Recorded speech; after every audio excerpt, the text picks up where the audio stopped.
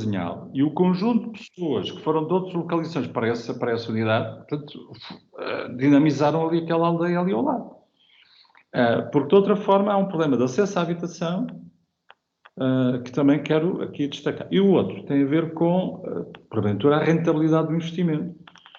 Se eu fizer no litoral, tenho melhor acesso, em termos rodoviários, mas é uma reflexão que tem, porque eu acho que na região estamos todos de acordo que temos que potenciar mais o quadro do interior. Por vezes discutimos muito depois do tema do arrendamento, a dizer, o interior, porque há limitações do arrendamento, porque, enfim, o PROTAL não permite a habitação dispersa, digamos, condiciona a habitação dispersa e, portanto, as pessoas normalmente apresentam sempre o tema do interior na base de tenho aqui um terreno onde não pode construir, mas tinha aqui alguém interessado. Bem, isso depois também tem aqueles mecanismos, enfim, de ilicitudes. Ainda recentemente ouvi uma notícia num jornal sobre essa matéria. Mas, portanto, eu diria que enfim, acho que há um alinhamento na região sobre essa matéria, mas para isso concretizar na prática, temos que fazer escolhas, temos que tratar diferente aquilo que é diferente. É o meu comentário. Obrigado. Obrigada. Dr. Brandão Pires, não sei se quer também comentar. Quero sempre, eu gosto. Dá para ter o bedelho em tudo. Ótimo. Como se diz. Não, quero pelo seguinte, até que sou insuspeito em relação a esta matéria, porque antes de primeiro secretário fui, entre outras coisas, consultor, e o Paulo Oliveira sabe isso, e era para responder à questão do Paulo Oliveira. E fiz um trabalho com outro colega, o Oliveira das Neves, na altura, enquanto consultor, sobre as áreas empresariais do Algarve. Foi um dos trabalhos muitos, mas esse foi um deles que passámos a pente fino todas as áreas empresariais do Algarve e, portanto, isto a propósito do Revit mais estar apenas as a sul e não estar as a norte. E, portanto, o que se considera quando dizemos, e de facto, do ponto de vista do Paulo Oliveira, provavelmente são demais, o que nós chamamos de áreas de acolhimento empresarial é o que tudo vem classificado no PDM como para fins industriais, empresariais. Tem coisas tão diversas como Lagoa ali à beira daquele espaço da Fatacil, como a Simpor, como, enfim, coisas que tudo isso é classificado como áreas de acolhimento empresarial. Agora, áreas de acolhimento empresarial, propriamente dito, haverá muito poucos. Este projeto do Revit, a ideia era selecionar 5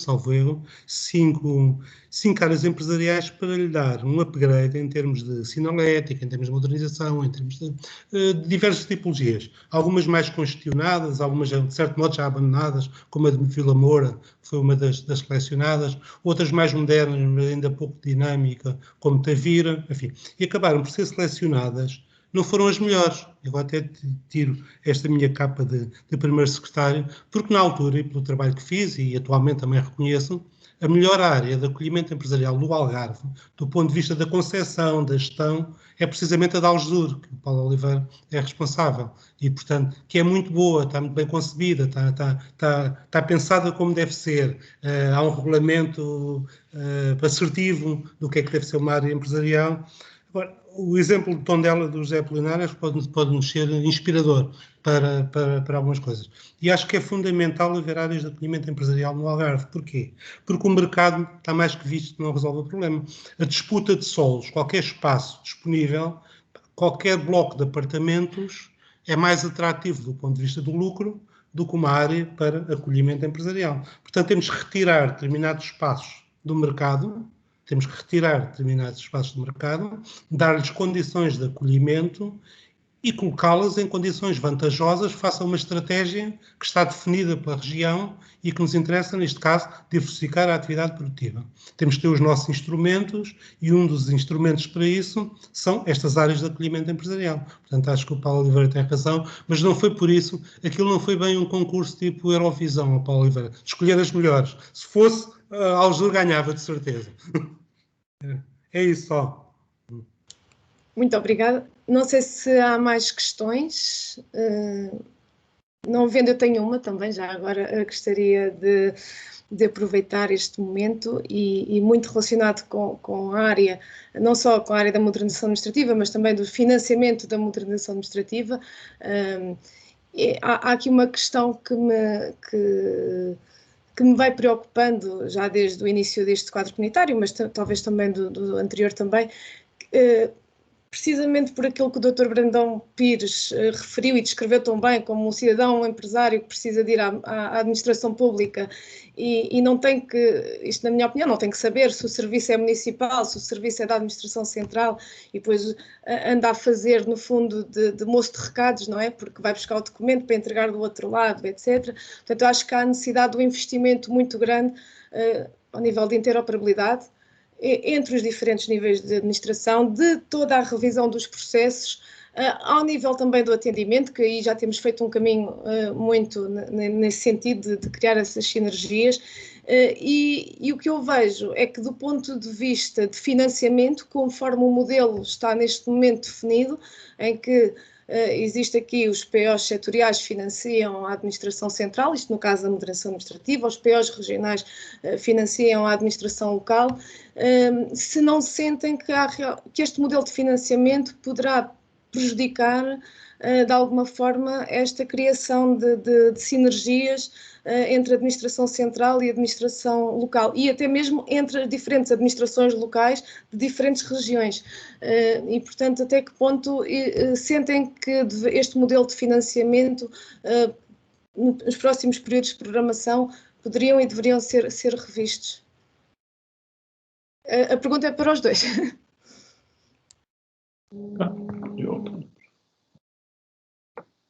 Eu, para a minha parte, quero dizer o seguinte, vamos lá ver.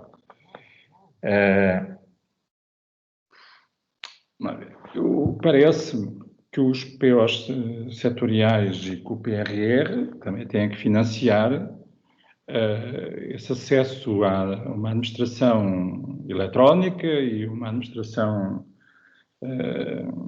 pública mais moderna nas regiões. Quer dizer, assim, eu devo dizer que não...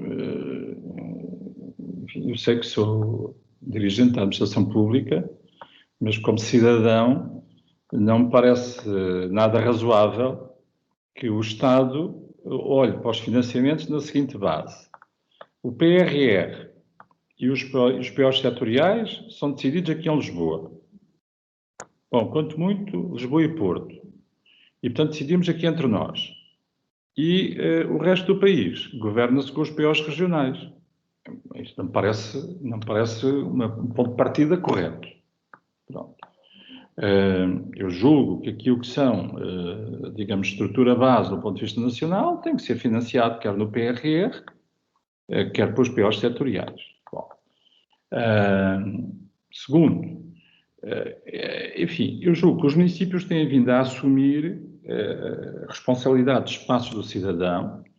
Há também aqui uma proposta, no fundo, de levar mais espaço do cidadão às freguesias. Mas isto tudo exige interoperabilidade, como aqui foi referido, exige que haja princípios mínimos de acesso à informação e documentação, como defendeu o Dr. Brandão Pires. Não é? Isto, no fundo, está no tal artigo que eu li ainda há bocadinho da lei. Já agora, o que estamos aqui a discutir é a concretização prática do artigo 19º da lei ontem publicada, que é quais são os direitos dos cidadãos e quais são, portanto, também as responsabilidades da administração pública em todo o território. Bom. Depois, este conceito da loja de cidadão e do espaço do cidadão tem que ter uma governação forte. Não, uma governação forte não, uma governança forte. Porque, doutora, na minha intervenção política, não, agora é um misto, porque agora o Presidente da CCDR, por um lado, é eleito e, portanto, tem uma componente política. Tem que responder perante os municípios, a AMAL, o Conselho Regional, mas, por outro lado, por outras matérias, sou dirigente da administração pública. Pronto. Mas é assim, na minha função mais de intervenção política, portanto, enquanto autarca, eu bati-me para criar uma loja do cidadão em Faro. E bati-me para introduzir lá todos os serviços existentes em Faro. Tivemos as maiores dificuldades para meter o serviço de finanças na loja de cidadão, mas houve vontade política e conseguiu-se meter a loja de cidadão. Mas o IMT decidiu que não ia e até hoje não foi. E já passaram 14 anos, 13 anos desde que foi aberta a loja do cidadão. E todos os pretextos e mais alguns servem para evitar a concentração dos serviços. Porque aqui é que temos o arquivo, porque, portanto, vamos lá ver, o ponto não é só dizer, então vejam lá nos POs regionais se arranjam formas de financiar, quer dizer, o ponto também é o seguinte, quer-se juntar nos mesmos edifícios, no mesmo espaço, um conjunto de serviços para que o cidadão possa, digamos, tratar de tudo no mesmo espaço, é esse o conceito? Então, se é esse o conceito, não podem estar aqui, como acontece em Faro, pessoas à chuva, filas enormes no IMT no inverno, só porque a decisão de Lisboa foi de que não ia para ali o IMT. E segundo, tem que se garantir essa articulação no sentido dos procedimentos vários, porque, quer dizer, e tem um outro ponto ainda que é chave central. O conceito era de que a loja de cidadão também pudesse funcionar ao sábado de manhã. E o que eu vejo, por exemplo, aqui em Faro é que os serviços que não dependem da administração pública muitas vezes funcionam ao sábado de manhã. Estou a falar da EDP, da Via Verde, tal. Os serviços que são da administração pública deixaram de funcionar ao sábado de manhã. Para mim, quando foi apresentada a loja de cidadão, foi no sentido de que funcionava durante a semana e ao sábado de manhã, pelo menos até à 1 da tarde. Quer dizer, a loja está aberta, mas a maior parte dos serviços da administração pública não estão. Pronto, e portanto, em vez de estarmos a discutir só de onde é que se vai buscar os fondos de financiamento, talvez fosse também aqui de revisitar, ponto 1, que, digamos, a importância do modelo, e saúde, o trabalho que a AMA tem feito para defender o modelo, que tem que ter um novo impulso, e, por outro lado, sobre as fontes de financiamento. Tem que haver, naturalmente, solidariedade e coesão nacional. E não é dizer assim, agora vocês ficam lá com o dinheiro do PO regional e depois governem-se. Não, espera um bocadinho. Nós pagamos impostos que também se repetem em Lisboa, repercutem em Lisboa. Pronto, peço desculpa do comentário para o desabafo, mas é aquilo que sinto da intervenção. Muito obrigado. Sim, não, eu se calhar não me fiz entender. A ideia era ao contrário. É que se calhar a administração central também precisa de ser financiada no PO regional no sentido de trabalharem todos em conjunto, como já aconteceu entre os quadros. Aqui a doutora Josiane, que é aqui operacional há vários anos, e é que... Mas o meu ponto... Eu pode entender bem, mas eu também quis ser claro do entender bem, quer dizer assim, não parece que o PRR possa, nesta matéria, seja só para executar em Lisboa, portanto, se os espaços de cidadão nas freguesias, o espaço de cidadão dos municípios, a interoperabilidade das redes, os projetos com as comunidades intermunicipais têm que ser protocolares também no território, porque é preciso assegurar a territorialização do PRR. Eu já nem estou a discutir quem é que gera lá o dinheiro do PRR. Eu estou a discutir a territorialização das medidas do PRR. Doutora Josiane. Olá, boa tarde. Olá, Ana Pio. Olá, Brandão Pio. Agradeço e retribuo os cumprimentos. Queria só aqui dizer muito rapidamente da experiência que temos tido, efetivamente, nestes 20, quase 15 anos de financiamentos. Eu julgo que ainda há, independentemente de quem pague, como dizia o Sr. Presidente muito bem, nós, enquanto região rica, não é? Nós acabamos por financiar quer a administração local, quer a administração desconcentrada. Portanto, acaba aqui também por haver um financiamento daquilo que é supostamente a administração central que tem ação no território. Mas mais do que olhar para o financiamento, eu julgo que ainda há um grande trabalho de casa a fazer, que é no funcionamento da própria administração.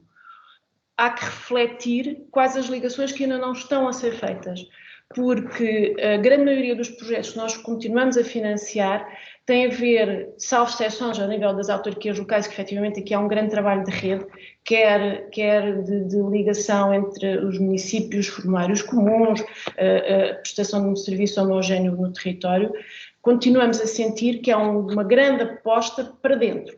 É claro que é na melhoria de eficiência do serviço, é uma melhoria na prestação do serviço ao cidadão e à empresa, mas muito virado para a entidade, só a entidade, e não pensar a entidade e na sua ligação com o resto da administração. E eu acho que isso, independentemente do financiamento, a própria administração tem que refletir sobre isto e perceber o que é que tem que estruturar, o que é que tem que montar e depois nós financiaremos a seguir. Isso é mais ou menos inevitável. Mas eu acho que a administração tem que pensar onde é que há falhas de eficiência, onde é que essa interoperabilidade não está a funcionar e o que é que tem que ser feito. E nós ainda estamos um bocadinho na era de comprar o computador que é um bocadinho mais rápido para melhor dar a resposta ao cidadão que está na fila lá fora. Era só isso. Obrigada. Eu não sei se o Dr. Brandão Pires... Eu ia pedir que fosse muito rapidamente, porque nós temos já depois a sessão de encerramento com o Sr. Secretário de Estado. É muito rápido, porque achei muito pertinente a sua questão. Só fazer aqui uma nota à parte, a doutora Josiana, olá outra vez, continua a pensar bem, deixar o registro. Eu acho que a questão da transição digital que a ANAPIO colocou as fontes de financiamento para, consoante a administração central, a administração local, tem a virtualidade de deitar abaixo, de certo modo, poder deitar abaixo esta arquitetura. Porquê? Do meu ponto de vista. Porque vai ser alterada a lógica do utente prestador de serviço. O prestador de serviço para o utente é cada vez mais o portátil ou o telemóvel, ou independentemente de se estamos na administração central, daí a importância da interoperabilidade. E, portanto, isso é da administração central ou da administração local. Depois há um processo, e isto até abre aqui a passadeira vermelha para o Secretário de Estado que vai encerrar isto, o processo de centralização, também veio colocar, enfim, veio dar relevância a isso. Já não faz muito sentido distinguir a administração central da administração local, até porque o processo de descentralização e de transferência de competências cada vez mais intenso e cada vez mais próximo em pleno da lei que tinha sido aprovada, também faz com que esta divisão se esbata entre o central e quer nas fontes de financiamento, quer na arquitetura e, sobretudo, ao nível do utente, a quem é que ele está a dirigir. Era só isto. Muito obrigada. Não havendo mais questões e estando completamente dentro da hora, passaria então a palavra. Penso que o Sérgio Inácio irá fazer a apresentação do Sr. Secretário de Estado. Muito obrigada. Muito obrigado, doutora ANAPIO. Naturalmente que, em nome da comunidade intermunicipal, agradeço de igual forma aos dois oradores convidados, portanto, ao Dr. José Apolinário e ao Dr. Brandão Pires, portanto, a riqueza da intervenção neste segundo painel. Para encerramento dos trabalhos, dou a palavra ao Sr. Secretário de Estado da Descentralização e da Administração Local, Dr. Jorge Botelho. Penso que está connosco há alguns minutos. Sr. Secretário de Estado, a palavra é sua. Obrigado, Sérgio. Quero saudar-vos a todos. Eu assisti à sessão de abertura, no entretanto tive aqui outra agenda que tive que ir acompanhando e obviamente nós já nos conhecemos, muitos de nós, ouvia as intervenções iniciais e finais, digamos assim, por isso quero saudar-vos a todos, agradecer a iniciativa, dizer o quanto ela tem relevância para cada vez mais a fixação de investimento no Algarve e dar condições para os investidores de continuar a investir, e obviamente para o António Pina no início dizia que a base económica da região tinha que ser diversificada, mas não tínhamos que inovar tanto que se esquecêssemos que o setor principal da região é o turismo, mas obviamente temos que diversificar e dar um contributo para isso.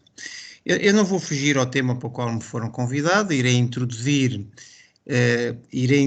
a questão da decisão política descentralizada, que eu considero ser um fator importantíssimo para ajudar os investidores a investir, os executores de fundos, digamos, estratégicos ou de fundos nacionais ou europeus a executá-los, e, obviamente, os decisores políticos, seja ao nível desconcentrado, seja ao nível da administração local, tomarem as melhores decisões com base em perspectivas de investimento para que as populações sejam melhor servidas de serviços públicos, de respostas públicas e, obviamente, também potenciadoras do investimento privado, que esse é que é verdadeiramente o gerador de emprego.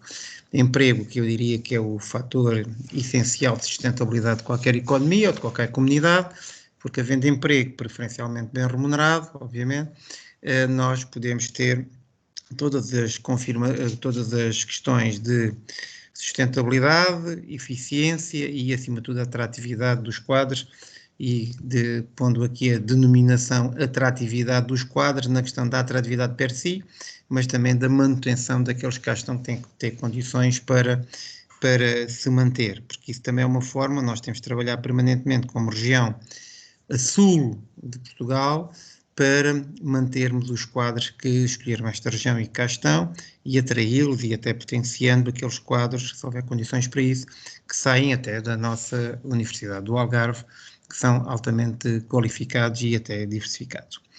Por isso eu gostava de dar uma nota, porque obviamente o investimento, a inovação, a minha colega Fátima de manhã falava nos 4 eixos da modernização da administração pública, as pessoas, o desenvolvimento da gestão, a tecnologia e obviamente a questão da proximidade, e da importância de que haver um Ministério da Modernização do Estado e da Administração Pública que congrega numa única entidade administrativa política as frentes, digamos, da decisão política em Portugal.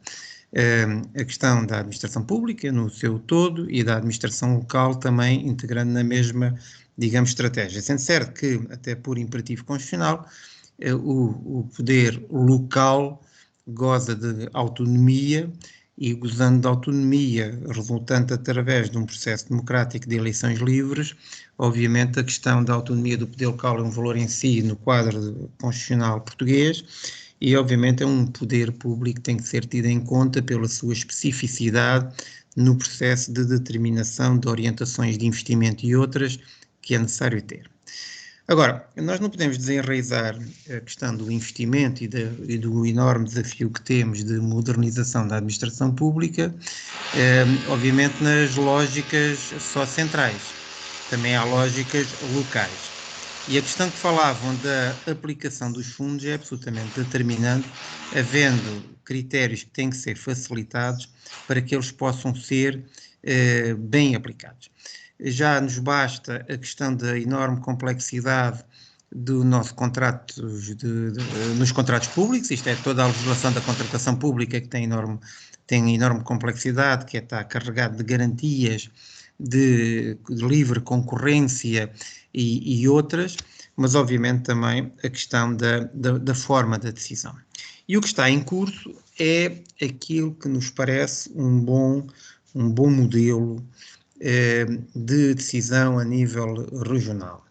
As CCDRs, cujo presidente José Apolinário foi em novembro eleito, já existiam, isto é, já existem pelo menos desde, salvo erro, 85, é um modelo de coordenação e desenvolvimento regional, mas que devem, até com o modelo da sua eleição, como a forma que foi, há 2 momentos. A eleição para esta função, para que o envolvimento dos autarcas também seja uma expressão de uma ligação com a administração central, mas obviamente também o papel da coordenação que terão com aquilo que está projetado e está escrito em diplomas, que é a integração sobre a égide das CCDRs do poder desconcentrado a nível regional.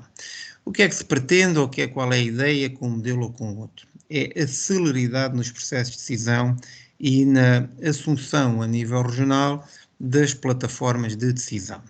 Pode ser com as conferências procedimentais, pode ser com uma monitorização permanente dos processos de decisão, pode ser com reuniões tipo comissões intersetoriais ao nível da CCDR, ver-se-á. Mas o que é importante é o tempo da decisão, o tempo do parecer e o tempo em que a administração pública tem que fundamentar as aprovações ou não aprovações dos projetos.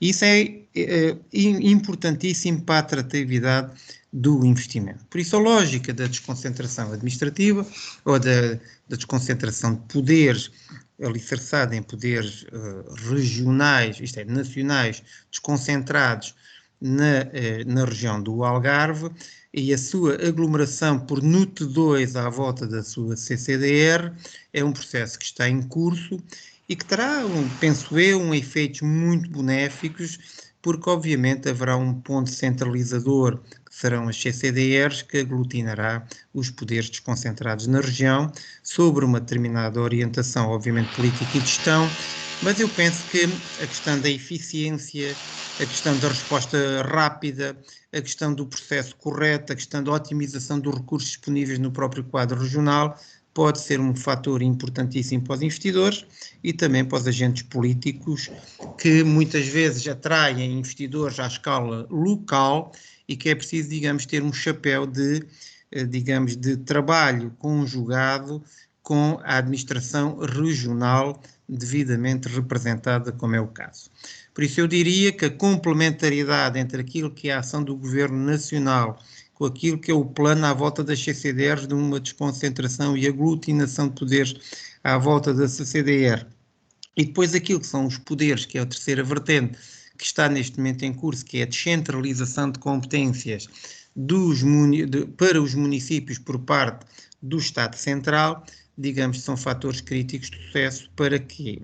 Para que a responsabilização junto das populações e o fazer mais rápido e melhor em função de um conjunto de objetivos comuns, tanto pelas câmaras municipais, os seus municípios aglomerados nas suas CIM com estratégias comuns, como foi partilhado, e aliás este caso do Invest Algarve é um projeto importantíssimo e muito relevante, da forma como os municípios da região se aglomeraram numa candidatura, num projeto comum de atração de investimento e mostrar aquilo que são as mais-valias que a região tem em termos de investimento, até na dinamização de candidaturas a fundos comunitários. Por isso, cada vez mais os municípios serão, primeiro temos um processo para decorrer, que é aquele que corre para esta Secretaria de Estado, que é cumprir aquilo que a Lei 50 de 2018 determinou como primeiras competências a descentralizar para os municípios.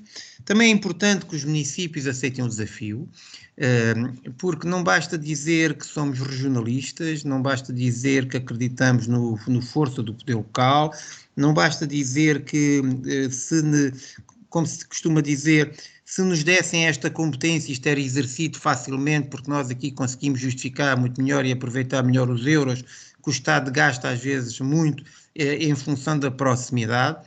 É preciso assumir esta responsabilidade. Eu diria, para qualquer projeto, é preciso que os protagonistas assumam pelo menos uma visão comum, um conjunto de objetivos estratégicos que devem ser delineados e até podem ser partilhados na sua execução e depois, obviamente, recolher as medidas que vão tomando em função daquilo que são os resultados que vão obtendo e, eventualmente, corrigir a uma ou outra parte do trajeto.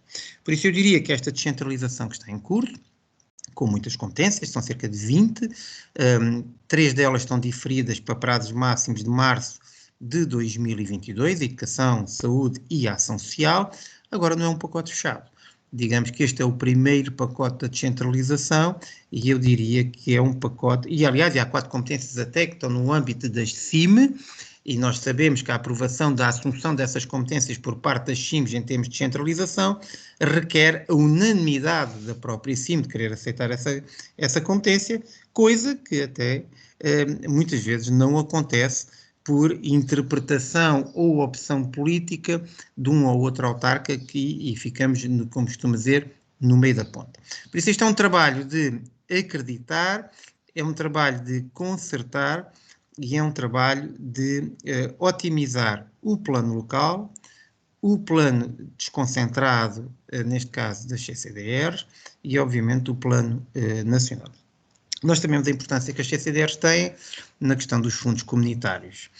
E aquilo que foi dito aqui na gestão dos fundos, obviamente eu penso que cada vez mais justifica-se que os planos desconcentrados executem ou sejam parte ativa na aplicação das verbas. Seja, obviamente, ao nível dos POs, como já está amplamente e temos uma larga experiência nessa matéria, mas, obviamente, o próprio PRR, que está em fase de aprovação final, tem muita matéria que, na sua execução, irá ser seguramente chamada à colação muitos municípios e serão seguramente as áreas desconcentradas do Estado, ou através depois com protocolos com municípios, ou através até dessa execução, através de empresas que nós queremos que tenham trabalho.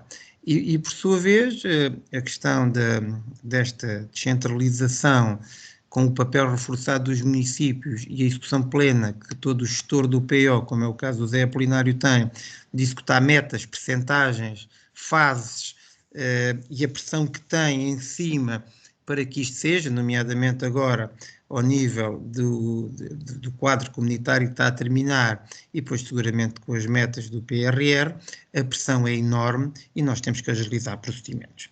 E agilizando procedimentos, estamos a falar de agilizar, de consertar procedimentos, fazendo com que os técnicos que têm processos em mãos verifiquem, eu não digo mais rápido, eu diria mais eficiente, mais articulado, preferencialmente em momentos únicos de avaliação processual. E esse é um assunto importante para nós cumprirmos objetivos e os autarcas seguirem a linha do seu próprio processo de decisão, de um processo que muitas vezes entra nas câmaras e que requer um conjunto de pareceres, muitas vezes vinculativos, do conjunto de entidades que estão representadas na região. Se isto correr de forma articulada, célere, concertada e eficiente, eu tenho ideia que o Invest Algarve ganhará uma linha de grande importância estratégica como plataforma de peso que a própria CIM terá na atratividade de investimento regional e da canalização de investimento regional, mas obviamente ganhará uma grande relevância da visibilidade que tem em função também do trabalho que as câmaras fazem. Porque as câmaras, os municípios, obviamente, são players no seu território. São players pela sua dinâmica, digamos, eleitoral ou de sua designação política, porque a eleição não é coletiva, a eleição é municipal. Mas, obviamente, as câmaras cada vez mais têm tudo a ganhar com estratégias comuns intermunicipais, se à volta da sua CIM, obviamente, seguramente é à volta da sua região. E isso é essencial para o processo 4. Por isso, a descentralização é amiga do investimento, que era o que eu queria dizer. A questão desta reorganização, recomposição do papel das CCDRs neste quadro de cessão de fundos ou de articulação de políticas desconcentradas a nível regional é essencial para estas dinâmicas de agregação e, provavelmente, para juntarmos ainda mais aquela articulação permanente que tem que ser feita entre o quadro das CCDRs e o quadro dos municípios, onde entrarão os 16 municípios do Algarve, mais assim como aglutinador daquilo que são os projetos comuns dos próprios municípios, porque é fundamental que a região do Algarve, como outras regiões, tenha processos agregadores de escala que possa beneficiar toda a região. E o próprio papel da atração do investimento na região e os documentos estratégicos que estão a ser feitos dizem-nos que o turismo é importante sim, mas o Algarve tem muito mais que turismo para explorar, até para combater as assimetrias territoriais que tem, várias, e também a litoralização populacional também tem, porque há muitos atrativos nos nossos territórios e que se calhar temos que recuperar também algum tempo onde estes pormenores ou estes assuntos estratégicos eram se calhar virados para outras linhas de pensamento. O que nós queremos agora, não digo pulverizar o território, nós queremos que o território seja gerador de riqueza e, sendo gerador de riqueza, seguramente é gerador de coesão social e de mais pessoas no território, que é, digamos, a questão demográfica é essencial para a região do Algarve, como sabem, e esse é um fator importantíssimo. Por isso termino dizendo que, obviamente, há muitas visões sobre esta matéria. Eu diria que a visão da decisão política sobre qualquer processo mais próximo das populações, como dizia a minha colega na abertura desta sessão, é verdadeiramente determinante. Porque só com essa decisão de proximidade temos uma decisão mais rápida, mais escrutinada e mais certa. E é importante também que esta relação de confiança tem que se estabelecer entre quem investe e quem decide os investimentos seja uma relação, obviamente, mais próxima. Com isto, utilizamos todas as tecnologias que temos à nossa disposição, que cada vez são mais. Esta interoperabilidade que todos nós queremos na resposta da administração ao cidadão. A articulação da tecnologia até a forma como nos estamos a relacionar uns com os outros nos dias que correm. A questão do grande investimento que tem que ser grande, dimensionado, mas acima de tudo tendo em vista um resultado final.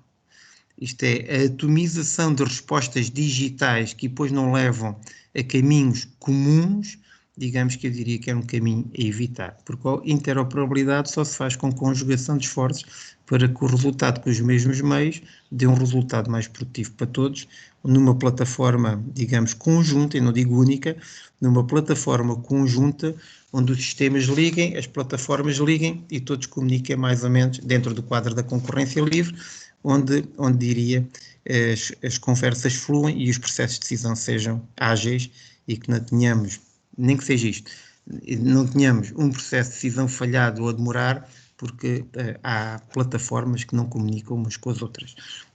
Isso às vezes também acontece. Quanto ao resto, quero agradecer a oportunidade de fazer esta pequena reflexão. Eu penso que o Algarve está no caminho certo, mas penso que todos vocês já sabem isso. A comunicação entre os agentes políticos flui, e isso é importante, há objetivos comuns, é fundamental. A CCDR tem uma percepção clara do que é que a região, do que é necessário para a região, por isso eu diria o Ministério da Modernização do Estado e da Administração Pública está, e seguramente a AMA, está disponível para ser parceiro no caminho da afirmação dos investimentos no Algarve. Da minha parte, na frente da descentralização, a única coisa que eu lanço é desafios para aceitarem em vós o papel que vos cabe neste papel, que é cada vez mais terem processos de decisão e assumirem as responsabilidades, e pronto, eu acho que esse é o caminho que temos que seguir. Quanto ao resto, vamos conversando. Obrigado pela oportunidade de exprimir esta pequena reflexão, mas eu diria que os próximos tempos, os tempos próximos, serão de algumas mudanças estruturais no quadro da decisão dos investimentos. E é isso que nós queremos, em nome da celeridade e da eficiência dos processos. Muito obrigado a todos. Muito obrigado, Sr. Secretário de Estado. Naturalmente, que em nome da comunidade intermunicipal, muito agradecemos a sua disponibilidade e colaboração na realização desta iniciativa. A sessão está concluída. Muito obrigado a todos pela vossa participação. Boa tarde. Boa tarde.